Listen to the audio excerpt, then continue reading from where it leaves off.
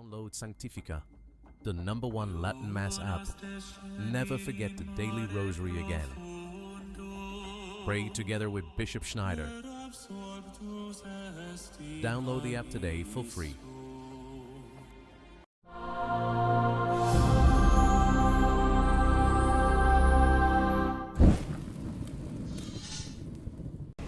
In the name of the Father, and of the Son, and of the Holy Spirit, one God, forever and ever. Amen. Christ is in our midst. He is our joy. Today the Lord offers us an important lesson on the Christian life and on what it means to be a disciple of the Lord Jesus. We see him as he returns to his own hometown, as he encounters 4 men bringing to him a paralytic. This paralytic is completely unable to do anything for himself. He can only lie there on his pallet, completely still, almost like a dead man. He is totally reliant on the help of others, and he even has to rely on the faith of others to bring him to Jesus. Notice what Matthew says. And Jesus, seeing their faith, said to the paralytic, "Take courage, son, your sins are forgiven you." This is the first and most important step in the healing of the paralytic. We may not realize it, but through this the Lord is showing us 2 things about our lives as his disciples.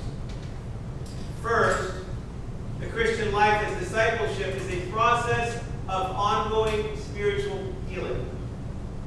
And second, that healing begins and it continues through the forgiveness of sins. St. John Chrysostom teaches that the Lord starts by forgiving the sins of the paralytic to show that sin itself is the deepest paralysis, and that the healing of the soul is the greater miracle. Sometimes we can be so focused on the externals that we lose sight of how important our ongoing inner healing and transformation is. We can begin to believe that as long as we have the externals, as long as we profess belief in God, and we do the right things, that all is well. We go to church, we say our prayers, we give alms.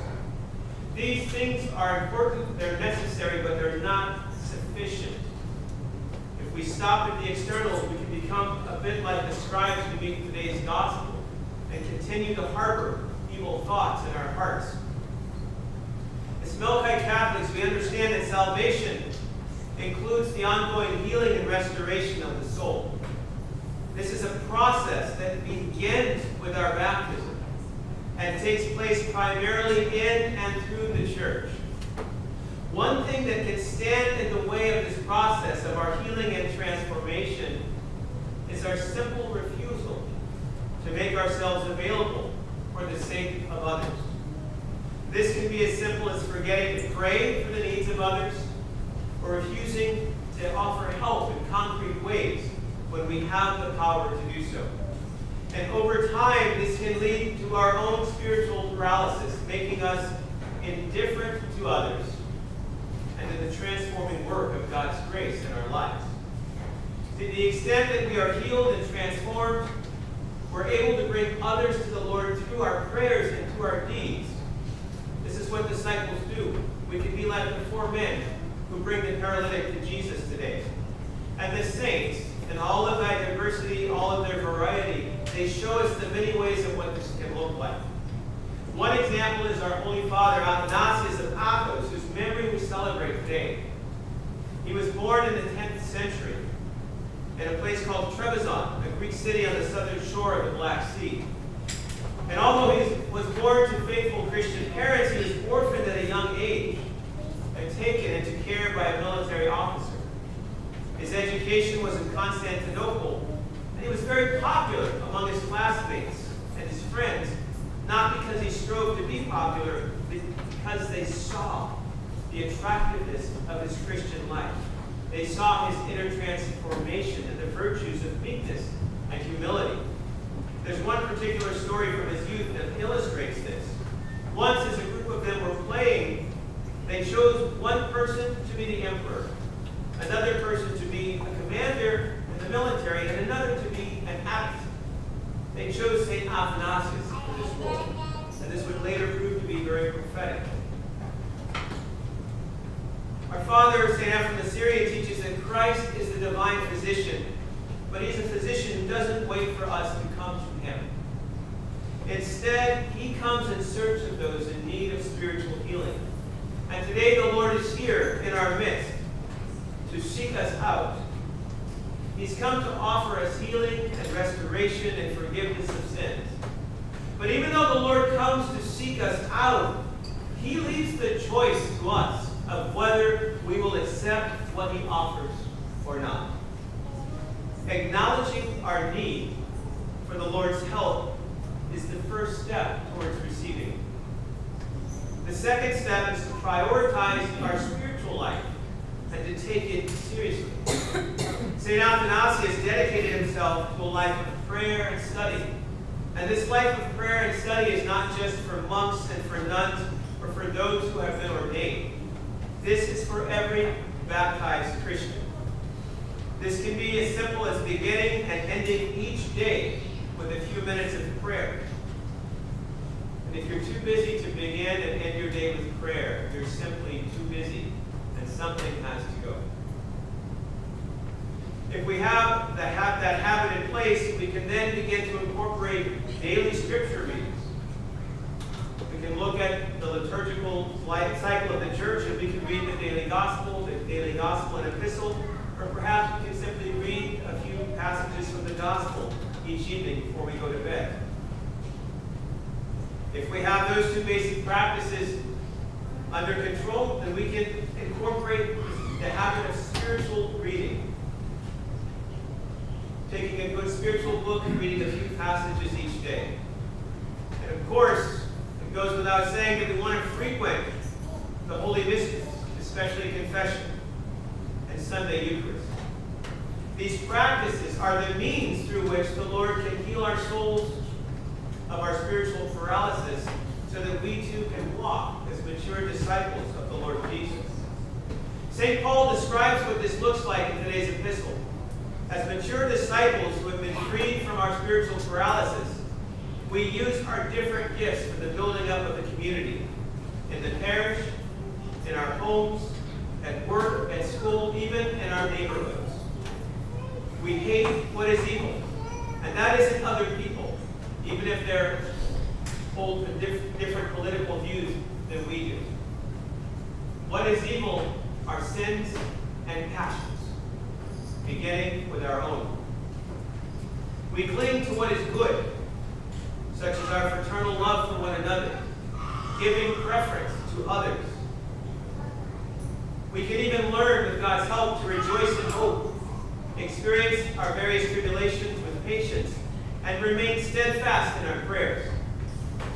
This, in turn, leads us to the deep transformation where we become able even to bless those who persecute us, being like the Lord himself, who is kind and merciful to the wicked as well as to the righteous. This is impossible to do without the help of God, which is why we need the grace of God, which comes to us through the life of prayer and the Holy Mysteries.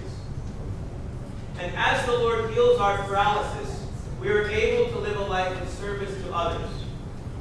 Later in his life, when St. Athanasius wanted to give himself more completely to a life of prayer, he was given the blessing to live on his own as a hermit. So he moved as far from other people as he could, and eventually settled on a remote portion of Mount Athos.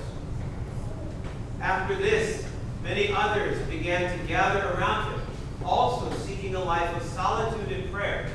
And so many people came to be near St. Athanasius that he eventually founded a Lavra, a monastic community made up of many individual cells, all surrounding the central church. Men came from many different lands and from all walks of life. Simple men as well as dignitaries, hermits, even hierarchs, bishops, and they all wanted to become simple monks in the monastery that he founded.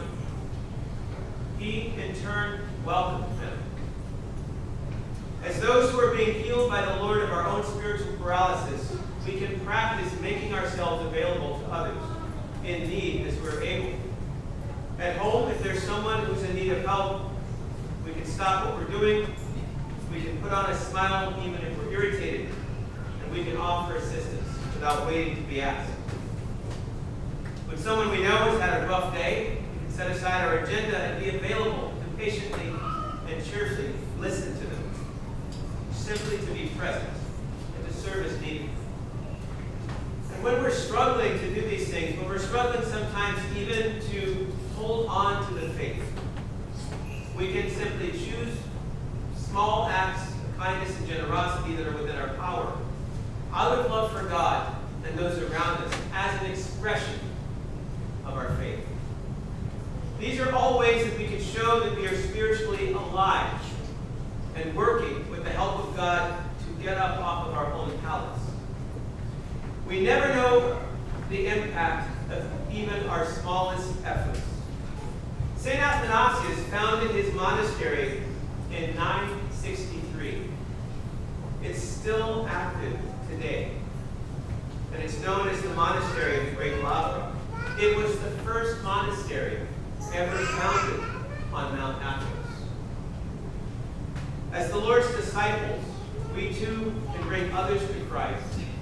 And like that paralytic, as we cooperate with the grace of God, make ourselves available to others, we will find ourselves healed and transformed so that we too can arise and walk in the likeness of Christ.